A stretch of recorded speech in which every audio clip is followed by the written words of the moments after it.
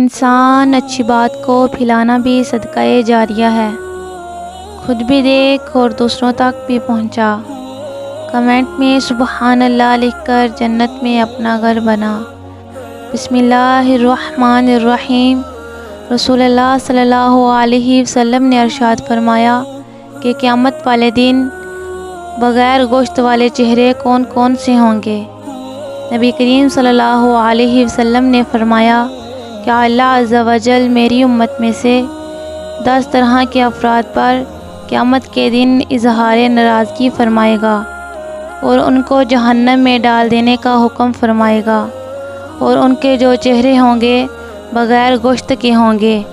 عرض کیا گیا یا رسول اللہ صلی اللہ علیہ وسلم، وہ کون سے 10 لوگ ہوں گے؟